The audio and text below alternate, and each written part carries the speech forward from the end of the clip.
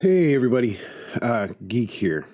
Um, Having gone through the TWAB and having read through the comments on my video regarding is Lightfall headed for a fall, and then having spoken with several streamers, hung out in several chats, when the TWAB dropped, and they focused on Crucible changes, and then they hinted at a few things.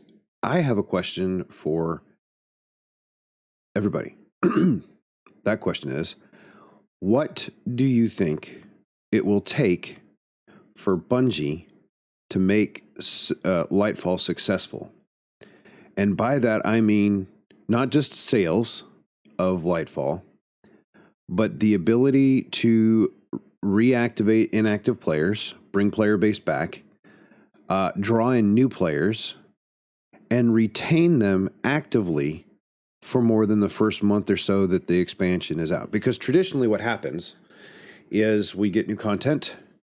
The diehard gamers that go through the material quickly digest it within the first few weeks. So we see the initial drop off then. Then we have some new players or returning players that may or may not like it. They play it for the first week or so, and then they drop off.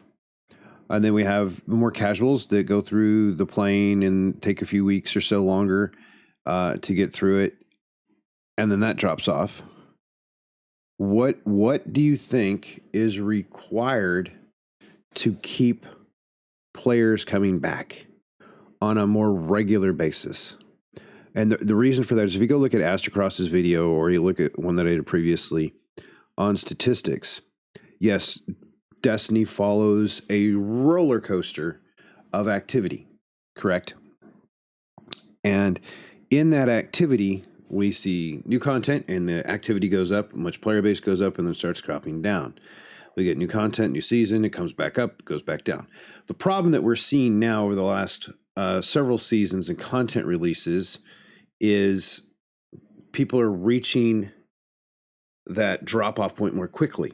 And the game isn't recovering its player base as fast. And this is all visibly via statistics. If you go to not only Steam, but Destiny, and if you just go Google Destiny 2 player base statistics over the past couple of years, it'll give you several results. So you're not just taking my word for it. So again, the question is, what does Bungie need to do to retain its player base once the game comes out? For me, it is a matter of stability. I didn't define that clear enough in my previous video while I canceled my pre-order. I will probably get it after the game launches and on sale. We got the holiday coming up, so it'll probably go on sale. For me, it's stability, meaning I play on the PC. I do have cross save. I'm not paying for the stuff on other platforms since I already have everything on PC. The anti-cheat, the TWAB mentioned that they were going to have some new detection methodologies and whatnot. I want to know how that's going to impact the game, because the anti-cheat on PC already negatively impacts performance from not only a network standpoint, but as well as load times. The anti-cheat's also pretty invasive. It now extends outside of the Bungie install files or their sandbox in your local box and goes down to NIC level and starts doing all sorts of intercepts on your all of your PC traffic. So even if you're outside of the game doing a Google search, or you're watching a video, or checking your email or whatever, they're going to intercept those packets. Now what they do with them, it's questionable. But so you have those are my concerns. Also rewards, time versus played reward. I'm not an emblem person. I'm not a participation trophy person. If I play the game, if I go into a strike, I would like something of worthwhile that can be used. Whether it be guaranteed legendary shards that I can break down and use for doing upgrades later on, whether it be a good amount of glimmer. I'm not more or less worried about glimmer or anything, but worthwhile strike loot, loot that's specific to strikes, loot that's specific to nightfalls, dungeons, all that other stuff. Where's my time reward at? And then I know there's players that aren't like me, that do PvP. And Bungie's kind of going in the right step. This swap here was all dedicated to primarily a lot of changes they've got coming about the Crucible.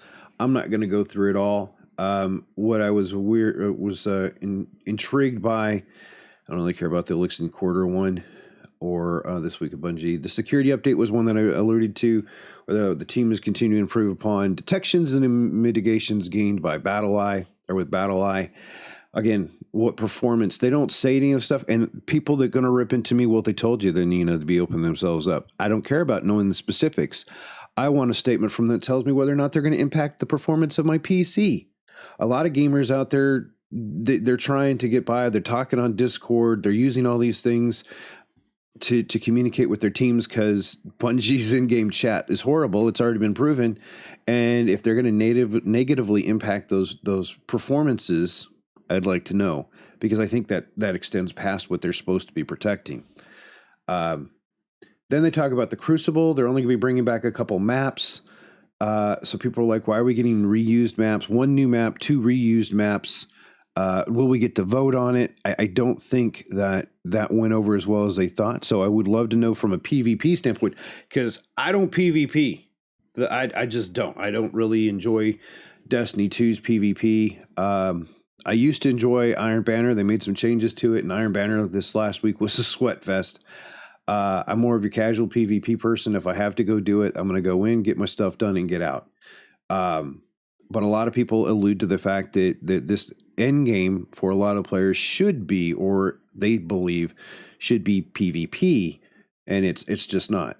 With about a third of the player base PvP focused, it's an interesting juxtaposition to see how the community aligns on all that. So for the PvP players, what changes does Bungie have to implement or bring with Lightfall to make it successful? And from a PvE standpoint, what does Lightfall have to do to make it successful in your eyes? These are things I really do want to understand. Now, will Bungie ever get to see it? I don't know. I'm a small streamer, but the questions, I just love having the conversations and being able to get the community to comment and see those interactions. And if you have time, I really recommend reading through comments. It's unique. I'm on the Lightfall Will It Fall video. Again, thank you all for the subscribers that subscribe there and the views, and those that love comments. Majority of them were very well taken and very constructive feedback. Very thoughtful. It showed a lot of the community side that felt kind of similar to what I did. So I'm intrigued by, again, the use of the comments, how much we can interact with each other. I did pop over to the Bungie forums. I did pop over to Reddit. I'm not going into Reddit. Reddit got really, really toxic on this topic. So for it to succeed, I think we need to have performance increases. I think we need more than just a couple maps in PvP. I think they need to rebalance the matchmaking, which they talked about kind of doing. I think that Bungie has realized now, with a lot of players referencing Apex Legends, Modern Warfare 2, Overwatch 2, and that's just 3. There's several others. Valorant's out there hanging tough, big time.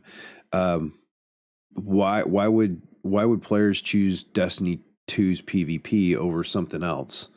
When there's more options, that's apparently a lot more fun to play. Now, I don't do those games, but so what do they need to fix in PvP, or what changes do they need to at least start, instead of just lip service? What do they need to do inside of PvP? I should probably ask Bobby Socks on that, because I do follow him and he does quite a bit inside the PvP realm in D2, and then PvP or PvE, content, repeatable play, worthwhile. Am I rewarded for my gameplay?